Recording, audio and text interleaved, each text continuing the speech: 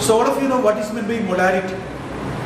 Molarity is a unit for expressing the concentration of a solution. Again, my question is how to find out the molarity of this purple colored potassium permanganate solution. Molarity is defined as the number of moles of the solute present in 1 liter of the solution.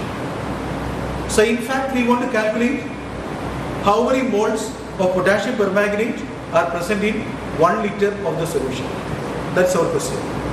So for that, we need oxalic acid. So that is a reducing agent. Oxalic acid is a reducing agent. So I have got 2 reagents now. In my right hand, potassium permanganate, that's an oxidizing agent. In my left hand, I have a reducing agent, oxalic acid. We will make a standard solution of oxalic acid.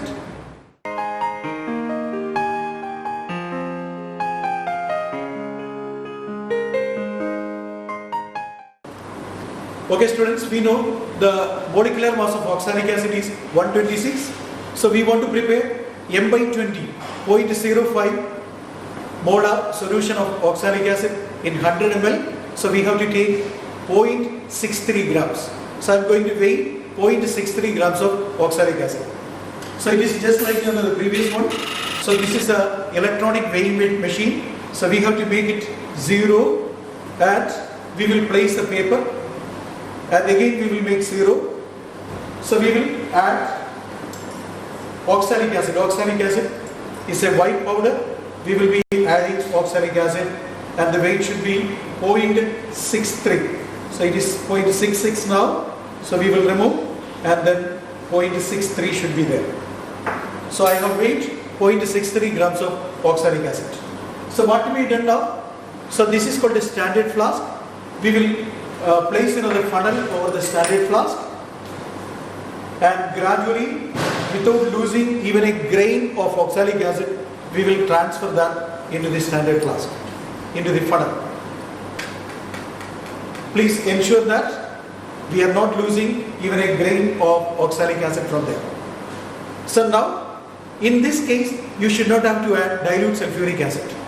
In the previous standardization, we have added 20 ml of dilute sulfuric acid, that is to prevent the hydrolysis of the ferrous ions.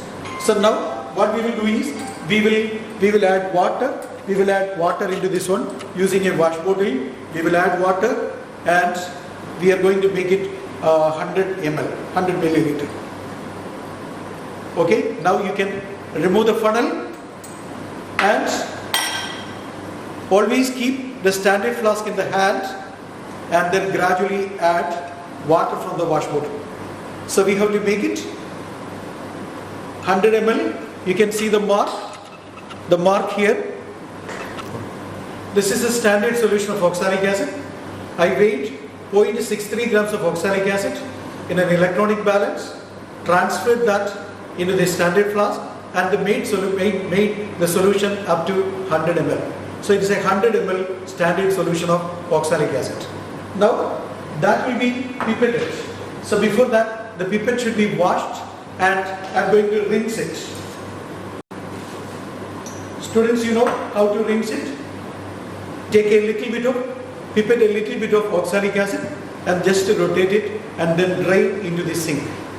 So it is rinsed now. Using the rinsed pipette, we will pipette out 20 ml of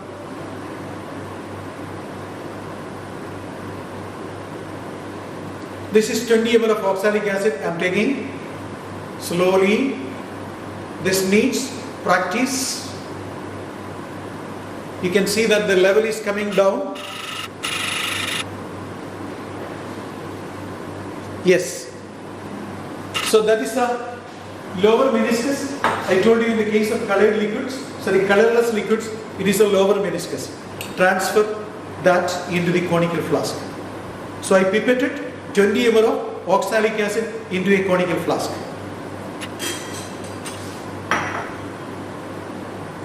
And remember, this reaction also take place in the acid medium, so we have to add a test tube full of dilute sulfuric acid. This is just to bring that into the acid medium. Okay, so I added 20 ml of dilute sulfuric acid into this. So now the difference between the previous titration and this titration is that this should be warmed. This solution should be warmed to 70 degrees Celsius so that the carbon dioxide will bubble out. So CO2 gas will bubble out so that we will heat this to 70 degrees Celsius. Before that, I will arrange the burette. The burette, in the burette we are going to fill potassium permanganate, and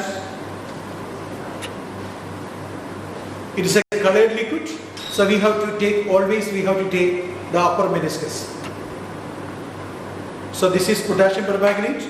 Watch, and I will make that to 0 level.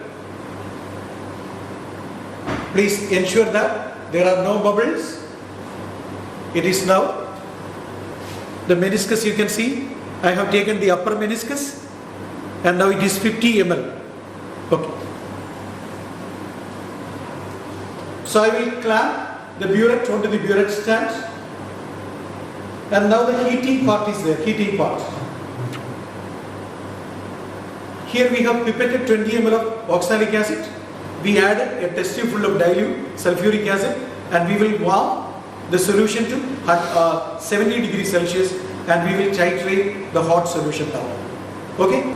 You can see the Bunsen burner. I will be placing the tripod stand above that.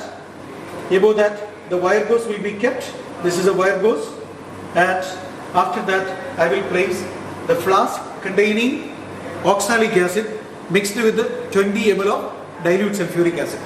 Let it become hot. So we will not wait for the boiling. The temperature should be approximately 70 degrees Celsius. Students, you can see the fumes coming now. It is almost 70 degrees Celsius. The fumes are coming. So this hot solution should be titrated against potassium permanganate. So I am taking this for the titration.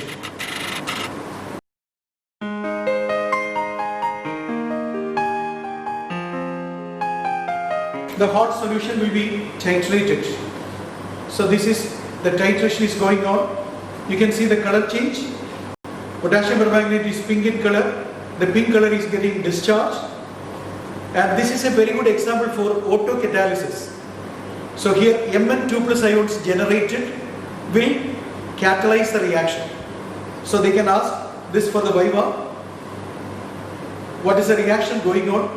It is an example for autocatalysis. So the end point is still the permanent pink color will be the end point. So still you can see that the color is discharging.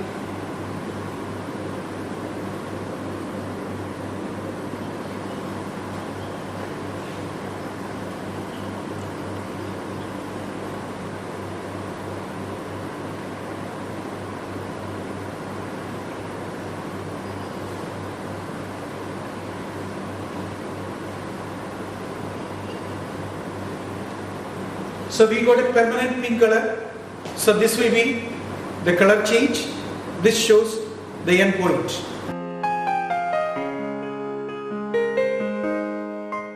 Okay students, we have completed the titration. Now we have to enter the titer values. Look at the tabular column. Trial number, volume of oxalic acid, initial Biot reading, final Biot reading, volume of KMnO4. So we got 20.5 as the concordant value. So volume of KMnO4 used is 20.5. So now coming to the calculation, we have got volume of oxalic acid, V2, that is 20 milliliter, molarity of oxalic acid, M2 is equal to 0.05 m, and volume of KMnO4, V1 is 20.5, that is a concordant value, and now we have to calculate molarity of KMnO4, M1.